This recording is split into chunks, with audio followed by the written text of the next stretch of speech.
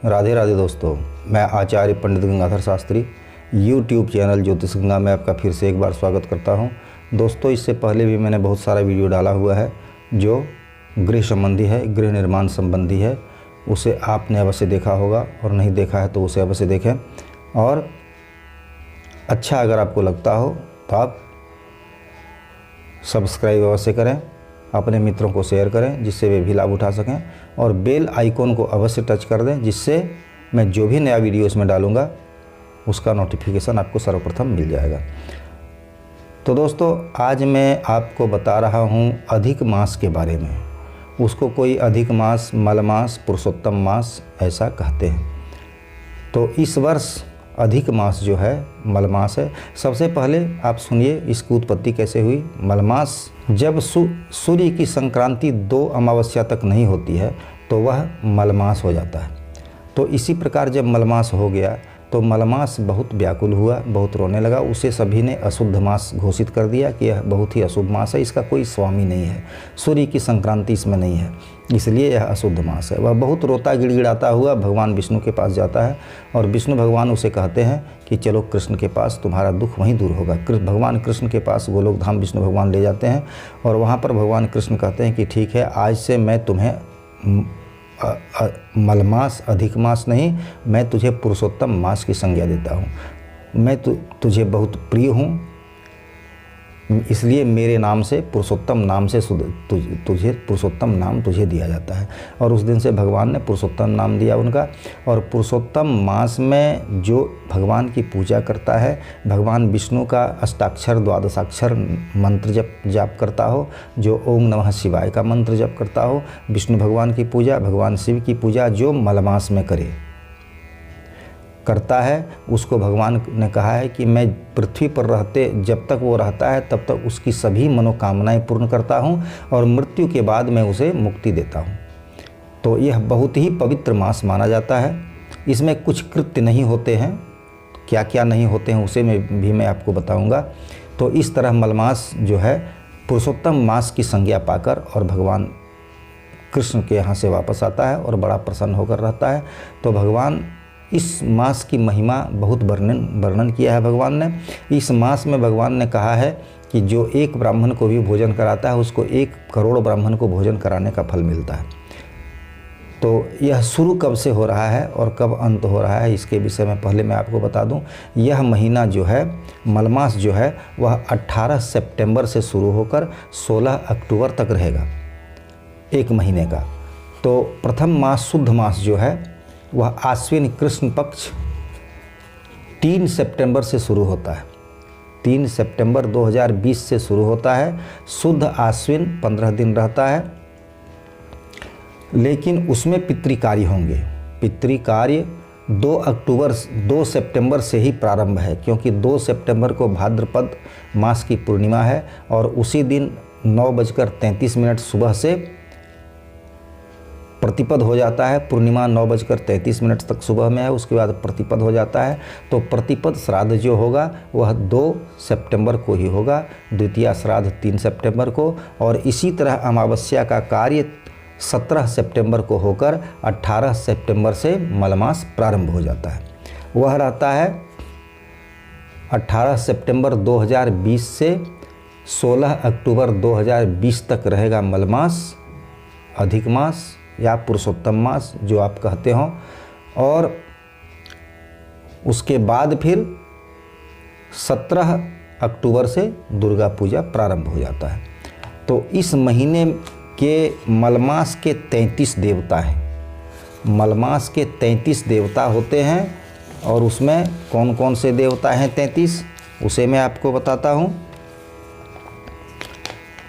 विष्णु, जिष्णु, महाविष्णु, हरि, कृष्ण, मधोक्षज, केशव, माधव, राम, अच्युत, पुरुषोत्तम, गोविंद, वामन, श्रीश, श्रीकांत, विश्वसाक्षिण, नारायण, मधुरिपु, अनिरुद्ध, त्रिविक्रम, वासुदेव, जगद्योनि, अनंत, शेषशायिनः, संकर्षण, प्रद्युम्न, दैत्यारी, विश्वतोमुख, जनार्दन, धरावास, दामोदर, मघार्दन, श्रीपति, ये 33 देवता इस महीने के होते हैं, मलमास के होते हैं।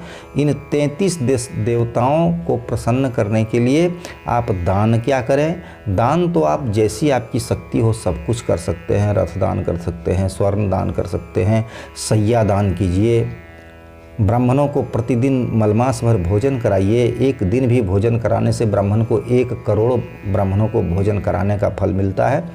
और भगवान विष्णु की पूजा, भगवान शंकर की पूजा, भगवान कृष्ण की पूजा, इन सभी कार्यों को आप मलमास में कर सकते हैं। और नहीं कुछ कर सकें तो आप प्रतिदिन मलमास में एक ब्राह्मण को 33 पुआ घी और सोना के साथ दान करें।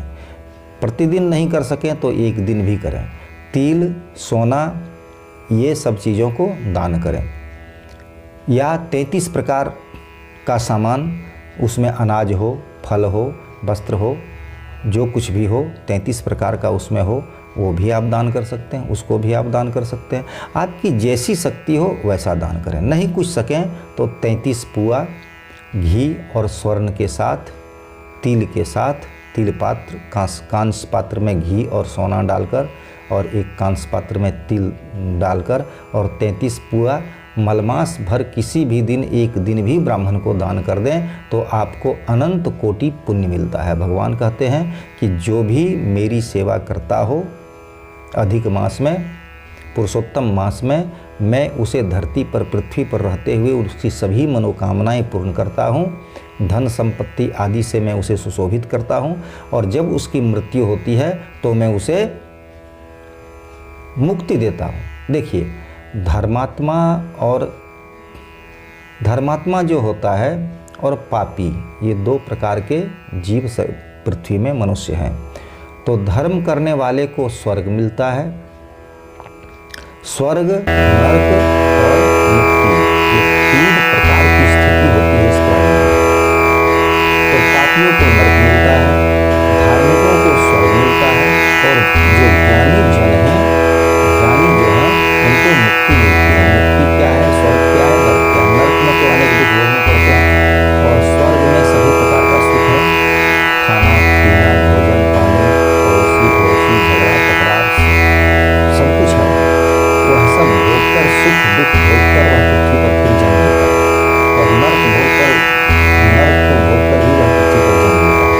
लेकिन मुक्ति जिसको मिल जाती है उसको फिर जन्म मरण के बंधन से वह छूट जाता है। उसको जन्म और मरण नहीं होता, तो उसे भगवान कहते हैं मुक्ति देते हैं। जो भगवान के लिए दान करता है मलमास में, अधिक मास में, पुरुषोत्तम मास में, उसको भगवान कहते हैं कि उसको फिर माता के गर्भ में स्थापित नहीं होना पड़ता, क्योंकि जन्म और मरण में दोनों में बहुत ही कष्ट है। तो इस कष्ट से उसे मैं छुटकारा दे देता हूँ, जो मलमास में मेरी भक्ति करता हो, मेरे लिए जो दान करता हो।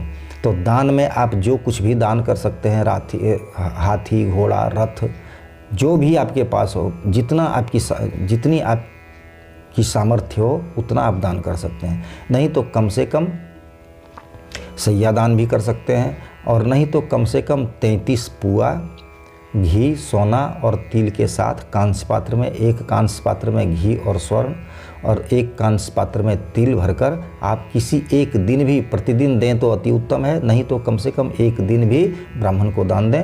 और आप भगवान का मंत्र, भगवान विष्णु का चाहे अष्टाक्षरी मंत्र हो चाहे द्वादशाक्षरी मंत्र हो। अष्टाक्षरी मंत्र है ओम नमो नारायणाय और द्वादशाक्षरी मंत्र है ओम नमो भगवते वासुदेवाय। अष्टाक्षरी मंत्र हुआ ओम नमो नारायणाय और द्वादशाक्षरी मंत्र हुआ ओम नमो भगवते वासुदेवाय। इन 2 मंत्रों का जप तथा ओम नमः शिवाय मंत्र का जप, इन सभी मंत्रों का जप आप पुरुषोत्तम मास में करें तो आपके ऊपर भगवान शिव की आप अभिषेक करें, रुद्राभिषेक करें। पार्थिव शिवलिंग बनाकर रुद्राभिषेक करें, या बाण लिंग हो या पारद लिंग हो, जो भी लिंग हो उस लिंग की आप पूजा करें या मंदिर में जाकर पूजा करें और भगवान शिव का रुद्राभिषेक करें। दूध से, जल से, जैसा आपका सामर्थ्य हो वैसा करें। तो आपके ऊपर भगवान शिव और भगवान विष्णु दोनों प्रसन्न होकर सभी प्रकार के सुख इस धरती पर देने के बाद, मृत्यु के बाद अपने पास रख लेंगे, फिर जन्म नहीं लेना पड़ेगा, मुक्ति देते हैं। तो बहुत ही महत्वपूर्ण और बहुत फल देने वाला है यह पुरुषोत्तम मास। तो पुरुषोत्तम मास में करने योग्य कार्य क्या हैं और नहीं करने योग्य क्या कार्य हैं, आप क्या करें और क्या ना करें, उसके विषय में भगवान कहते हैं कि अधिमास में करने योग्य कर्म क्या क्या हैं। द्वादशाह, सपिंडन, कर्म ग्रहण, सीमंत, पुंसवन, पितृश्राद्ध, जात कर्म, ये सभी काम आप अधिमास में कर सकते हैं। और भगवान की पूजा और भगवान का संकीर्तन, भागवत भी सुन सकते हैं आप, रामायण का पाठ करें, श्रीमद् भागवत का श्रवण करें, श्रीमद् भागवत का पाठ करें, ये सभी कार्य आप अधिक मास में, मलमास में करें। बहुत पुण्य देने वाला है, बहुत पुण्य होगा इससे। और अधिमास में क्या कर्म नहीं करना है, भगवान कहते हैं कि इसमें आपको अधिक मास में और क्या करने योग्य कर्म है कि इसमें आप तिल, गेहूँ, सोना का दान करें तथा संध्योपासन कर्म, होम, जप, अग्निहोत्र, देवता पूजन, अतिथि पूजन आदि अधिमास में करें। देवता की पूजन अवश्य करें, आवश्यक रूप से देवताओं की पूजा करें आप। और इसमें क्या नहीं करना है उसके विषय में भगवान कहते हैं कि अग्न्याधान, प्रथम बार तीर्थ यात्रा, अगर कहीं आप तीर्थ यात्रा कर रहे हों और प्रथम बार वहाँ जा रहे हों तो आपको ये नहीं करना है अधिमास में, मलमास में नहीं करना है ये। हाँ, अगर आपको पहले आप कभी गए हों वहाँ तो आप जा सकते हैं, लेकिन प्रथम बार किसी भी तीर्थ में नहीं जाना चाहिए अधिमास में। उसके बाद फिर देवता आदि का प्रतिष्ठा, तालाब का प्रतिष्ठा, बगीचा का प्रतिष्ठा, यज्ञोपवीत, गृहारंभ, गृह प्रवेश, समावर्तन, वृक्षोत्सर्ग, विवाह आदि कर्म आप अधिमास में ना करें, मलमास में न करें। मलमास स्पेशल है भगवान की पूजा के लिए, भगवान की पूजा करें। और दान के विषय में मैंने जो बताया उस चीज़ को दान करें। भगवान अति प्रसन्न होकर राज्याभिषेक, चूणाकर्म, अन्नप्राशन, प्रायश्चित, गोदान इत्यादि कर्म अधिमास में वर्जित है। इसमें अधिमास में आपको नहीं करना है। राजदर्शन, दुर्ग ध्वज का स्थापन, हथियार आदि धारण करना मलमास में वर्जित है। ये सब कर्म नहीं करें और जो मैंने पहले करने के लिए बताया उसे करें और भगवान की पूजा करें, भगवान की आराधना करें, विष्णु, शंकर, कृष्ण इनकी आराधना करें, पूजन करें। और दान में यथाशक्ति जो भी कुछ आप दान देंगे उसका अनंत फल आपको प्राप्त होगा। जो दे सकते हैं आप, जो भी दान देंगे उसका आपको अनंत कोटि फल प्राप्त होगा। और अंत में मृत्यु के उपरांत भगवान विष्णु मुक्ति देंगे। तो दोस्तों, मलमास का बहुत ही ज़्यादा पुण्य करने का फल है, इसीलिए आप अवश्य इसमें कुछ न कुछ ज़रूर करें, जहाँ तक हो सके अवश्य करें। आइए दोस्तों, आज मैं अपनी वाणी को यहीं विराम देता हूँ। राधे राधे दोस्तों।